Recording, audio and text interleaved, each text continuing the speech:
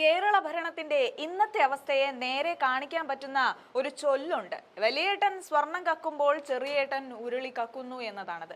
CPM-ഉം CPI-യും ഒന്നിനൊന്ന് മെച്ചമെന്ന കാര്യം കെ മുരളീധരൻ പറഞ്ഞത് മലയാളികളുടെ മനസ്സിൽ ഏറെ ചർച്ച ചെയ്യിപ്പിച്ച വിഷയമാണ്.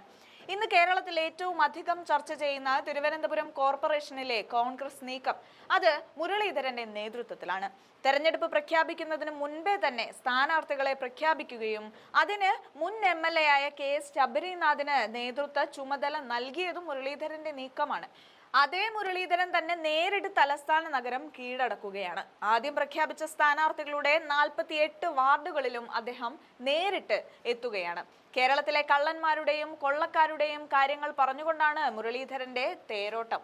ശബരിമല സ്വർണം മുതൽ എല്ലാം കക്കുന്ന പാർട്ടിക്കാരും മന്ത്രിമാരും ഭരിക്കുമ്പോൾ മന്ത്രി ശശിധരന് മാത്രമാണ് ഒന്നും കക്കാൻ കിട്ടാത്തത് എന്നാണ് മുരളീധരൻ പറയുന്നത്. കാരണം അദ്ദേഹം വനം വകുപ്പ് മന്ത്രിയാണ്. വനം വകുപ്പ് മന്ത്രിയായ ശശിധരന് കൊടുക്കാതെ എല്ലാം റിപ്പോർട്ടർ ചാനലിന്റെ ആൻഡപ്പൻ മുതലാളി മരങ്ങളെല്ലാം കട്ടു എന്നാണ് മുരളീധരൻ സാക്ഷ്യപ്പെടുത്തുന്നത്. അങ്ങനെ അനന്തപുരിയെ ഇളക്കിമറിച്ച് മുരളീധരന്റെ തേരോട്ടം പിണറായി സർക്കാരിന്റെ ഭരണത്തിന് ആണിയടിക്കുന്ന തരത്തിലാണ്. ഒപ്പം തന്നെ തിരുവനന്തപുരം കോർപ്പറേഷനിൽ അതിശയിപ്പിക്കുന്ന മാറ്റം ഉണ്ടാക്കാനും സാധ്യതയുണ്ടെന്നാണ് രാഷ്ട്രീയ നിരീക്ഷകരെല്ലാം പറയുന്നത്. ഏതായാലും മുരളീധരന്റെ യോഗത്തിന് വലിയ ആൾക്കൂട്ടമാണ് തലസ്ഥാന നഗരിയിൽ കാണുന്നത്. എന്തായാലും അദ്ദേഹത്തിന്റെ ആ വാക്കുകളൊന്ന് കേട്ടു നോക്കാം. കക്കുന്ന കാര്യത്തിൽ ഇടതുപക്ഷത്തിൽ ആരും വലിയ മോശമൊന്നുമല്ല. അതിന്റെ റേഞ്ച് അനുസരിച്ച് വ്യത്യാസമുണ്ടെന്ന് മാത്രം. വലിയേട്ടൻ സ്വർണം കക്കുമ്പോ ചെറിയേട്ടൻ ഉരുളി വെക്കും CPI-ക്കാര്. ആകെ ഒന്നും കിട്ടാത്ത പാവം നമ്മുടെ ശശീന്ദ്രന് മാത്രമേ ഉള്ളൂ. കാരണം കക്ഷി ഫോറസ്റ്റ് വകുപ്പാണ്. അതിലുള്ള മരമൊക്കെ നമ്മുടെ അന്തപ്പ മുതലാളി വെട്ടിക്കൊണ്ടുപോയി. ആരാ, ഞാൻ അദ്ദേഹത്തിനെ കുറിച്ച് പറയുന്നില്ല. ഒരു ചാനലിൽ ഇത് നമ്മളൊക്കെ ഇങ്ങനെ കുറച്ചുകൊണ്ടിരിക്കുന്നുണ്ടല്ലോ. അന്തപ്പ മുതലാളിയൊക്കെ വെട്ടിക്കൊണ്ടുപോയതുകൊണ്ട് ശശീന്ദ്രന് മാത്രം വനംവകുപ്പിനൊന്നും കിട്ടുന്നില്ല. കേരളം ഭരിക്കുന്ന പാർട്ടി കക്കാവുന്നിടത്തോളം കേരളത്തിന് കക്കും. അവസാനം ഒന്നും കിട്ടാതെ വന്നാൽ അയ്യപ്പന്റെ സ്വർണം കക്കും. കേന്ദ്രം ഭരിക്കുന്നത് ഇന്ത്യ മുഴുവൻ കക്കും. ഇങ്ങനെ രണ്ട് കൊള്ളക്കാർ ഇവിടെ അധികാരം പിടിക്കാനും അധികാരം നിലനിർത്താനും ശ്രമിക്കുമ്പോൾ ഒരു നഗരത്തിന്റെ സൗന്ദര്യമുള്ള മുഖം പ്രദാനം ചെയ്യാനാണ് UDF ഈ തെരഞ്ഞെടുപ്പിൽ ശ്രീ ശബരിയുടെ നേതൃത്വത്തിൽ ജനങ്ങളെ സമീപിക്കുന്നത്. നമ്മുടെ നഗരത്തിൽ കുടിവെള്ളക്ഷാമം പരിഹരിക്കണം, നല്ല റോഡുകൾ ഉണ്ടാവണം, റോഡ് ടാർ ചെയ്തതിന്റെ വിറ്റിയെന്ന് കുത്തിപ്പൊളിക്കുന്ന ഏർപ്പാട് അവസാനിപ്പിക്കണം, തെരുവിളക്കുകൾ കത്തണം, തെരുവ് നായ്ക്കളെ നിയന്ത്രിക്കണം. അതോടൊപ്പം ഇന്ത്യയിലെ വൻകിട നഗരങ്ങളോടൊപ്പം കിടപിടിക്കുന്ന ഒരു നഗരമായി തലസ്ഥാനത്തിനെ മാറ്റാൻ നമുക്ക് കഴിയും.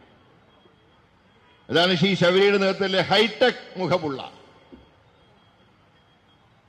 സ്ഥാനാർത്ഥി പട്ടിക തന്നെ പാർട്ടി കഴിഞ്ഞ ദിവസം പുറത്തിറക്കിയത്. തെരഞ്ഞെടുപ്പ് പ്രഖ്യാപിക്കുന്നതിന് മുമ്പ് സ്ഥാനാർത്ഥികളെ പ്രഖ്യാപിച്ച ആദ്യമായി പ്രചരണ രംഗത്തേക്ക് കടന്നു ചെല്ലാൻ നമുക്ക് കഴിഞ്ഞു.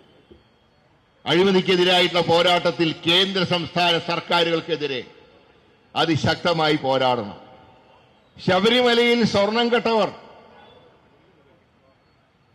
അയ്യപ്പന്റെ യോഗദണ്ഡും രുദ്രാക്ഷമാല പോലും സ്വർണം പൂശാൻ വേണ്ടി അടിച്ചു മാറ്റിയവർ, അവർക്ക് ഇനിയും കേരളത്തിന്റെയോ നഗരസഭയുടെയോ ഭരണമേൽപ്പിക്കാൻ പാടില്ല. പിന്നെ കക്കുന്ന കാര്യത്തിൽ ഇടതുപക്ഷത്തിൽ ആരും വലിയ മോശമൊന്നുമല്ല. അതിന്റെ റേഞ്ച് അനുസരിച്ച് വ്യത്യാസമുണ്ടെന്ന് മാത്രം. വലിയേട്ടൻ സ്വർണം കക്കുമ്പോ ചെറിയേട്ടൻ ഉരുളി വെക്കും CPI-ക്കാര്. ആകെ ഒന്നും കിട്ടാത്ത പാവം നമ്മുടെ ശശീന്ദ്രന് മാത്രമേ ഉള്ളൂ. കാരണം കക്ഷി ഫോറസ്റ്റ് വകുപ്പാണ്. അതിലുള്ള മരമൊക്കെ നമ്മുടെ അന്തപ്പ മുതലാളി വെട്ടിക്കൊണ്ടുപോയി. ആരാ, ഞാൻ അദ്ദേഹത്തിനെ കുറിച്ച് പറയുന്നില്ല. ഒരു ചാനലിൽ ഇത് നമ്മളൊക്കെ ഇങ്ങനെ കുറച്ചുകൊണ്ടിരിക്കുന്നുണ്ടല്ലോ. അന്തപ്പ മുതലാളിയൊക്കെ വെട്ടിക്കൊണ്ടുപോയതുകൊണ്ട് ശശീന്ദ്രന് മാത്രം വനംവകുപ്പിനൊന്നും കിട്ടുന്നില്ല. ബാക്കിയുള്ളവരൊക്കെ ഡെയിലി വേജസുകാരായതുകൊണ്ട് അവരുടെ കാര്യം കട്ടപ്പോവുകയാണ്. ഇതാണ് നമ്മുടെ കേരളത്തിന്റെ അവസ്ഥ. അതുകൊണ്ട് നാളെ ഒരു അസംബ്ലി ഇലക്ഷനിൽ UDF അധികാരത്തിൽ വരുമ്പോൾ ആ UDFുമായി സഹകരിച്ച് പ്രവർത്തിക്കുന്ന ഭരണസമിതി നമ്മുടെ നഗരത്തിലുണ്ടാകണം. ഒരു ശാപമോക്ഷം ഈ നഗരത്തിന് ലഭിക്കണം. നമ്മൾ അഭിമാനത്തോടെ പറയുന്നു, ദളിത് വിഭാഗത്തിൽപ്പെട്ടവർക്ക് സംവരണം വരുന്നതിന് എത്രയോ വർഷങ്ങൾക്ക് മുമ്പ് ഒരു പാവപ്പെട്ട ദളിത് കുടുംബത്തിൽ പിറന്ന ശ്രീ കുഞ്ഞിരാമനെ മേയറാക്കിയ പാർട്ടിയാണ് ഇന്ത്യൻ നാഷണൽ കോൺഗ്രസ്. ഞാൻ ഹൈസ്കൂൾ വിദ്യാർത്ഥിയായി തിരുവനന്തപുരത്ത് വരുമ്പോൾ അന്ന് മേയർ ശ്രീ കുഞ്ഞിരാമനാണ്. അതുപോലെ തന്നെ കേരളത്തിൽ ആദ്യമായി ദേവസ്വം വകുപ്പ് ഒരു ദളിത് വിഭാഗത്തിൽപ്പെട്ട വ്യക്തിയെ ഏൽപ്പിച്ചത്, ശ്രീ വെള്ള ഈശ്വരനെ ഏൽപ്പിച്ചത് ശ്രീ കെ കരുണാകരൻ കേരളത്തിന്റെ ആഭ്യന്തരമന്ത്രിയായിരുന്ന കാലത്താണ്. ദളിത് വിഭാഗത്തിനും പിന്നോക്കക്കാർക്കും സ്ത്രീകൾക്കും വേണ്ടി എന്ന് നിലകൊണ്ട പ്രസ്ഥാനമാണ് ഇന്ത്യൻ നാഷണൽ കോൺഗ്രസും ഐക്യ ജനാധിപത്യ മുന്നണിയും. അതുകൊണ്ടാണ് ഞങ്ങൾ പറയുന്നത്, തീർച്ചയായിട്ടും ഇവിടെ ഭരണത്തിൽ UDF വരണം. ഇന്നിപ്പോ 48 സ്ഥാനാർത്ഥികളെ പ്രഖ്യാപിച്ചുവെങ്കിൽ ഇവിടെ നമ്മുടെ ഘടകകക്ഷി നേതാക്കന്മാരുണ്ട്, ശ്രീ റഷീദ് ഉൾപ്പെടെയുള്ളവരുണ്ട്.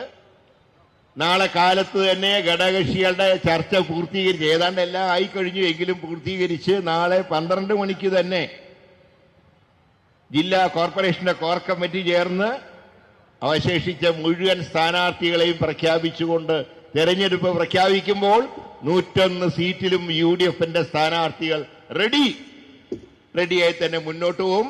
അവരെ അനുഗ്രഹിക്കണം, ആശീർവദിക്കണം. തിരുമലയിൽ മത്സരിക്കുന്ന നമ്മുടെ സ്ഥാനാർത്ഥി മഞ്ജുള ദേവിയെ അടുത്ത 5 വർഷത്തേക്ക് നിങ്ങൾ തിരഞ്ഞെടുക്കണം. മറ്റ് സ്ഥാനാർത്ഥികളുടെ കാര്യം അവരവരുടെ വാർഡിൽ ചെല്ലുമ്പോൾ പറയുന്നതാണ് എന്ന് മാത്രം സൂചിപ്പിച്ചുകൊണ്ട് അതിഗംഭീര തുടക്കത്തിന് മുൻകൈയെടുത്ത ബ്ലോക്ക് കമ്മിറ്റിയെയും എല്ലാത്തിനും നേതൃത്വം നൽകുന്ന DCCയെയും അഭിനന്ദിച്ചുകൊണ്ട്